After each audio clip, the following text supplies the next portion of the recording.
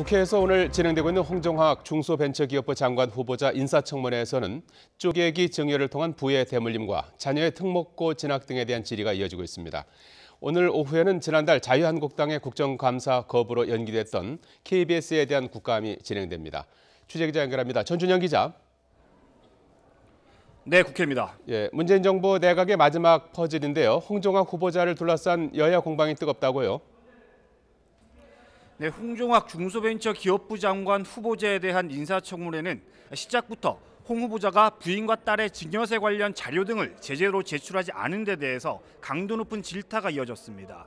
특히 홍 후보자 본인이 과거에 자료 제출을 거부할 경우 징계 조치를 취할 수 있도록 하는 법률 개정안을 발의한 적이 있어서 이른바 내로남불이라는 비판이 잇따랐습니다. 배우자, 자녀와 관련된 자료는 모두 자료 제출을 현재까지 거부하고 있고, 그리고 후보자 본인과 관련된 자료도 부실하기 짝이 없습니다. 제가 보기에 인사검증을 받겠다고 하는 것인지, 은행에 가가지고 거래 내역 10분 이내에 출력 가능한 거 아니겠습니까? 하루 종일 열람 방법을 찾고 있다는 게 도대체 무슨 뜻인지 모르겠고, 청문회 무력화시키지 마시고 자료를 주십시오. 청문회 과정에서는 쪼개기 증여를 통한 부의 대물림과 자녀의 특목고 진학 등과 관련해서도 문제 제기가 잇따랐습니다. 법적으로는 문제가 되지 않지만 홍 후보자 자신이 국회의원 시절 비판했던 일을 본인도 해온 사실이 드러나면서 전형적인 내로남불이라는 비판이 이어졌습니다. 후보자가 앞으로는 부의 대물림을 비판하면서 뒤로는 상속 이득을 챙기는 이율 배반적인 모습을 보이고, 그것을 국민 앞에 해명하는 과정에서 합리적 절세라는 국민 기만적 단어를 쓰면서 자가당착적인 모습을 보이고 있기 때문입니다. 저희 어머님께서 아마 사정상 증여를 하시기로 결정을 하셨고요. 거기에 대해서 저는 당시에 밤을 새고 일하고 있던 시간이라서 크게 반대할 수 없었습니다.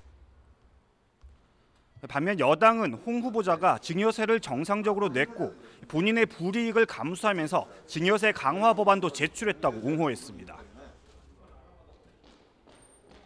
장모가 증여하겠다는 걸 그걸 뭐 남편이 그 사위가 정치인이고 그래서 사회적 지위가 있다 해서 그거를 좌지우지할 수 있다는 건 말이 안 된다. 저는 그렇게 생각하거든요. 이익을 볼 수 있는 그런 가능성이 많은 상황이었는데도 불구하고 본인의 이해관계와 다른 방향의 법 제정을 지지하고 그런 제도를 만들기 위해서 노력했다는 점에 대해서는 저는 오히려 높이 좀 평가하고 싶은 부분이 있습니다. 자, 전준영 기자, 오늘 오후에는 파업 사태를 빚고 있는 KBS에 대한 국정감사가 진행되죠? 네, 국회 과학기술정보방송통신위원회는 오늘 오후 3시부터 KBS와 EBS에 대한 국정감사를 진행합니다. 주 두 방송사에 대한 국감은 지난달 26일 예정돼 있었지만 자유한국당의 국정감사 거부 사태로 연기돼 오늘 열리게 됐습니다. 오늘 국감에서는 공영방송을 정상화해야 한다는 여당과 문재인 정부의 방송 장악을 저지해야 한다는 야당이 정면으로 맞설 것으로 보입니다. 여당은 KBS 고대영 사장을 상대로 국정원으로부터 200만 원을 받았다는 의혹 등에 대해 집중 질의하면서 사퇴를 압박할 것으로 보입니다.